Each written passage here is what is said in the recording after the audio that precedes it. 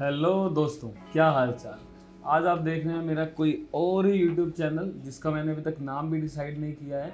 इस चैनल पर बेसिकली हम अपने व्लॉग वीडियोस लाने वाले हैं, अपने टेक वीडियोस लाने वाले हैं और भी तरह तरह के अलग वीडियोस लाने वाले हैं जो हमारे प्रोफेशन से बिलोंग नहीं करते, जो कि है फोटोग्राफी।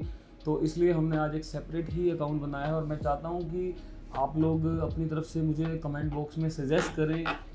मेरा नेम ऋषभ है, तो ऋषभ से रिलेटेड कुछ भी मेरे यूट्यूब के लिए नेम जो कि रिलेट करता हो, ऐसे ही मल्टी टाइप ऑफ वीडियोस के लिए जिसमें हम टेक भी लेकर आ रहे हैं, हम व्लॉग्स भी लेकर आ रहे हैं, हम फोटोग्राफी ट्रिप्स भी लेकर आ रहे हैं। तो ऐसा कोई ना कोई नाम मुझे आप अपनी तरफ से जो आपको लगता है कमेंट बॉक्स में ज़रूर सजेस्ट करना। और आज हम जो बात कर रहे हैं, आज हम बात कर रहे हैं इस पीसी की जो हमने रिसेंटली ही बिल्ड किया है अपनी 4K वीडियो एडिटिंग के लिए। ठीक है, अब काम टाइम के साथ साथ हम 4K एडिटिंग के अंदर आ रहे हैं, धीरे धीरे सब मार्केट चल रही है। तो एक अच्छे पीसी की नीड थी जो 4K को अच्छे से हैंडल कर सके, तो इसलिए हमने ये पीसी बिल्ड किया है। सबसे पहले तो हमने मतलब मार्केट में प्राइजेज़ लिए, अमेज़ोन पे, फ्लिपकार्ट पे, हर जगह रिसर्च किया और सबसे बेस्ट प्राइस जहाँ हमें मिले हमने उनसे ये पीसी बिल्ड करवाया, जो कि खुद एक यूट्यूबर हैं। मोडेक्स कंप्यूटर करके नेम से एक यूट्यूब चैनल है। मैं वैसे ही वीडियोस देख रहा था तो मेरे सामने आ गया, तो मैंने चेक किया, उन्होंने अपना नंबर दे रखा था, गाज़ियाबाद से हैं। तो मैंने उनसे कांटेक्ट किया, उनको अपनी स्पेसिफिकेशन भेजी सारी जो मुझे चाहिए थी अपने इस पीसी के अंदर, और उन्होंने फिर ये सब अरेंज करके हम उनके पास गए, हमने पीसी बिल्ड किया। तो अब बताते हैं कि इस पीसी में हमने लगाया क्या क्या है। सबसे पहले हम इसकी कैबिनेट की बात करते हैं, जो कि ANT eSports की तरफ से 690 एयर मॉडल आता है। इस कैबिनेट को देखो आप एक बार, कितनी सुंदर है ये, इतने सारे फैंस लगे हुए हैं, RGB लाइट्स हैं, कितनी सुंदर लगती है कैबिनेट। बट सुंदर लगने के अलावा इसमें बहुत सारी खूबियाँ भी हैं, जो कि इसका जो एयर वेंटिलेशन सिस्टम है, इसका नाम एयर ऐसे ही नहीं है, ये हर तरफ से खुली है। इसके अंदर पूरा एयर फ्लो आपको देखने को मिलता है, जिससे आपका जो आपका सिस्टम है सारा का सारा वो हीटअप नहीं होता और उससे उसकी लाइफ भी अच्छी मेंटेन रहती है और वो अच्छा परफॉर्म करता है। अब इसकी बात करें तो ये फ्रंट के 3 फैंस हमें इस कैबिनेट के साथ ही मिल जाते हैं। इधर साइड में हमने 2 फैन और लगा रखे हैं और एक पीछे भी हमने एक्स्ट्रा फैन लगाया है। 3 फैन हमने एक्स्ट्रा लगवाए हैं, 6 फैन हो गए। और ऊपर हमने कूलर मास्टर का लिक्विड कूलर लगाया है, जिसका ऊपर रेडिएटर है, और उसकी तरफ से भी 3 फैन मिले हैं हमें। तो टोटली हमारे जो हमने पीसी बिल्ड किया है इसके अंदर हमारे पास 9 फैन हैं। बहुत ज़्यादा होते हैं, ठीक है, लेकिन यही रीज़न है कि मैं यहाँ हाथ भी रख रहा हूँ तो मुझे मतलब इतना ठंडी हवा लग रही है। एक तरह से इस CPU के अंदर जस्ट एक AC लगा हुआ है, पूरा का पूरा बिल्कुल चिल्ड है ये अंदर से। तो बहुत ही अच्छी कैबिनेट है ये, अराउंड 6500 के अराउंड की कैबिनेट हमें पड़ी थी।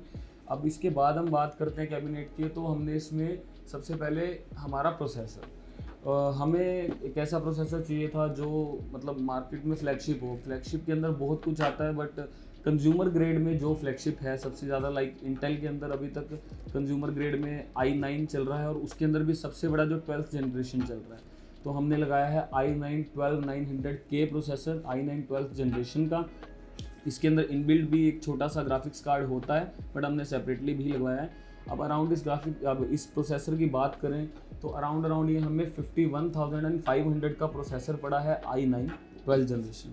इसके बाद हम बात करते हैं कि इसी प्रोसेसर को सपोर्ट करने के लिए हमें 12 जन सपोर्टिव ही मदरबोर्ड चाहिए होता है। तो उसमें भी बहुत सारे आते हैं, 10-12 हज़ार से लेके बहुत ऊपर तक जाते हैं, बट वो डिपेंड करता है कि 12th जन i3 और i5 12th जन के लिए हल्के बोर्ड चल जाते हैं, i9 i7 12th जन के लिए हैवी बोर्ड चाहिए होते हैं।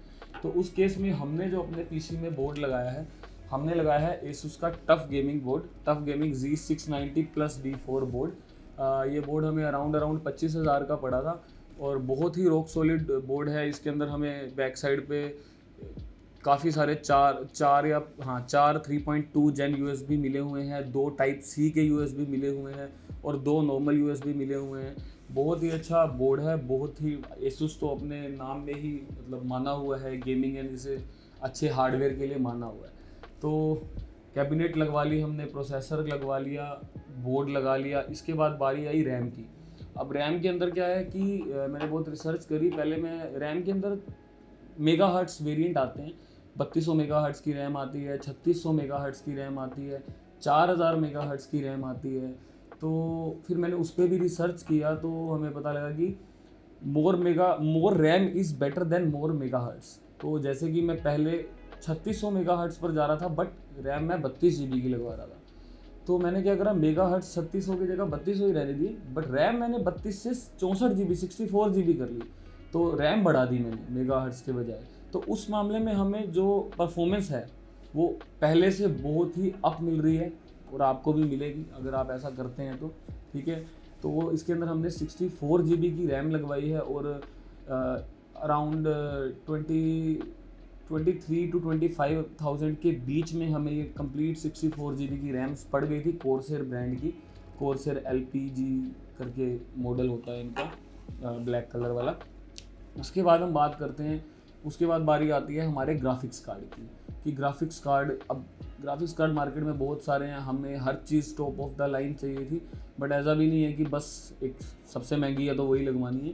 तो ग्राफिक्स कार्ड में हम गए जो बिल्कुल लेटेस्ट नहीं है बट फिर भी टॉप ऑफ द लाइन है, हम गए RTX NVIDIA। हमने तो खैर गीगाबाइट का ग्राफिक्स ब्रांड तो गीगाबाइट है, जो मॉडल है वो है RTX 360। RTX 360 12 GB का ग्राफिक्स कार्ड है ये, और ये स्पेसिफिक ग्राफिक कार्ड है OC वर्जन। OC वर्जन मैंने ओवरक्लॉक्ड की performance normal non OC version से काफ़ी ज़्यादा होती है। यही रीज़न है कि सिर्फ OC वर्जन के अंदर ही आपको ग्राफिक कार्ड में 3 फ़ैन देखने को मिल जाते हैं, जबकि दूसरों में आपको 2 ही फ़ैन मिलते हैं जो नॉन OC वर्जन हैं। तो ये ग्राफिक्स कार्ड हमें अमेज़ोन पर हर जगह पर अराउंड कहीं पे 65,000 का, कहीं पे कुछ भी रेट मांग रहे हैं लोग, बट लास्ट इसका मैंने जो अमेज़ोन पे प्राइस ट्रेस किया था वो 56,800 का था। बट यही ग्राफिक्स कार्ड हमें मोडेक्स कंप्यूटर से, उन्होंने बॉम्बे से कहीं से अरेंज करवाया था, हमें सिर्फ 45,000 का पड़ा है।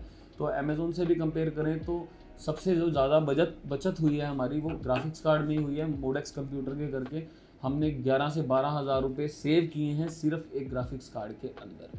अब ग्राफिक्स कार्ड के बाद हम बात करते हैं कि जैसा मैंने आपको बताया था कि हमने इस कैबिनेट के अंदर लिक्विड कूलिंग लगाई है कूलर मास्टर ब्रांड की। तो ये है वो लिक्विड कूलर, ठीक है।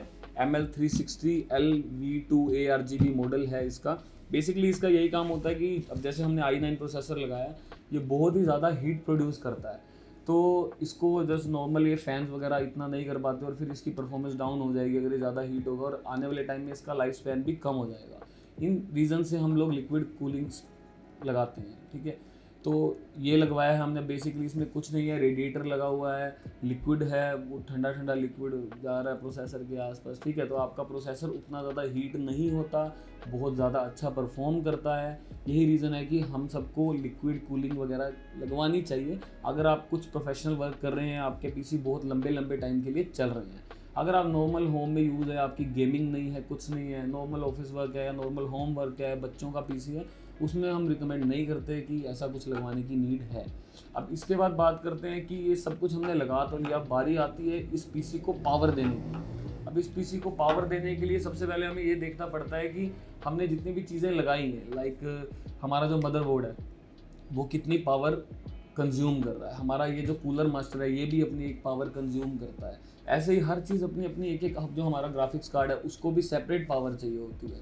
तो ऐसे हर चीज़ को देखकर हम एक एस्टिमेट लगाते हैं कि हमने जो सारा सिस्टम बनाया है ये एक्चुअल में पावर कंज्यूम कितनी कर रहा है।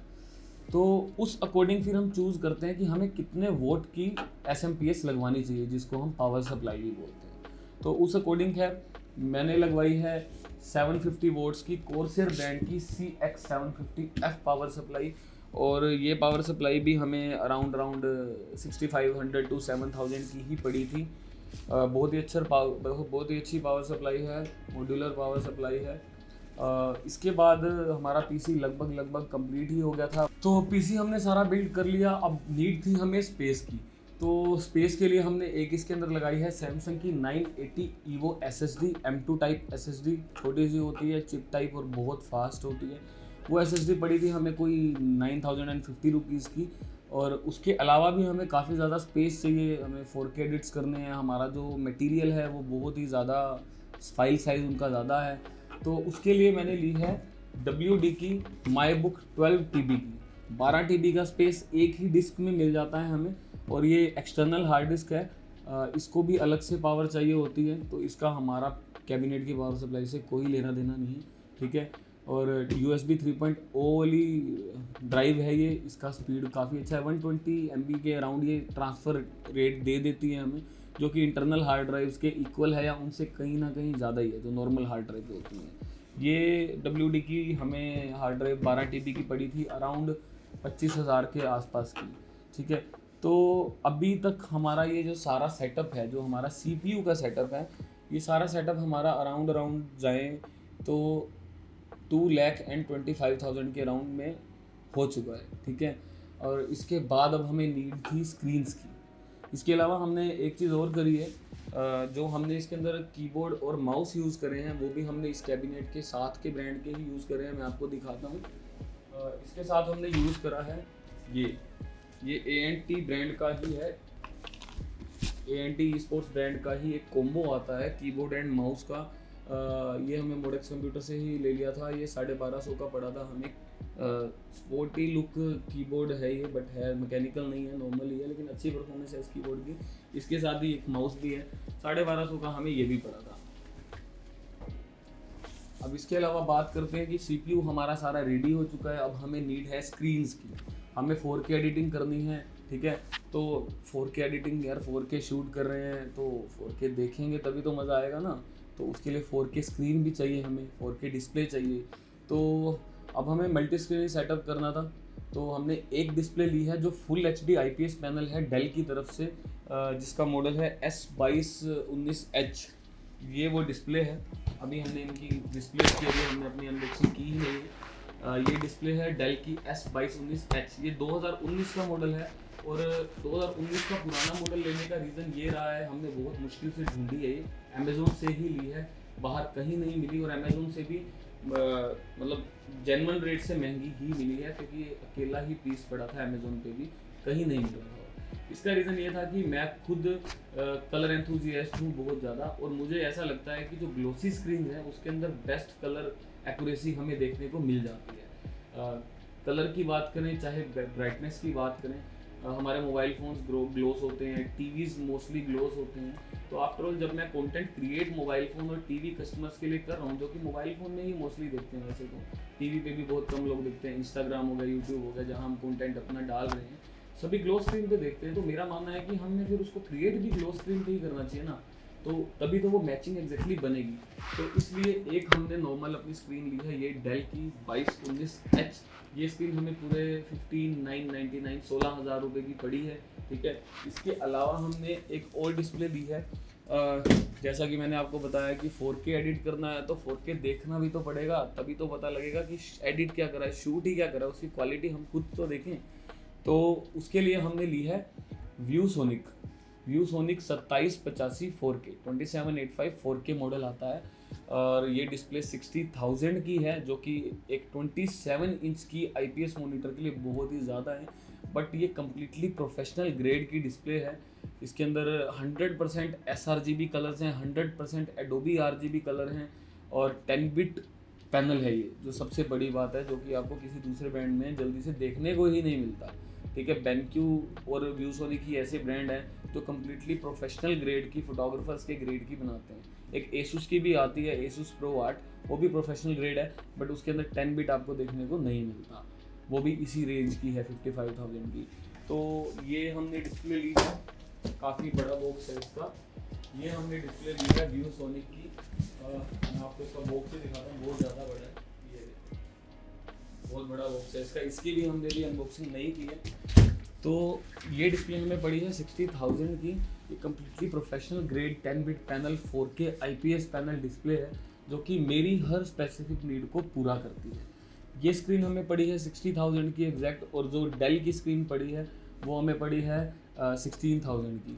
तो एट दी एंड हमारा ये जो सारा का सारा PC बिल्ड था, ये अराउंड 3 lakhs के अराउंड की कॉस्टिंग इसकी आ चुकी है।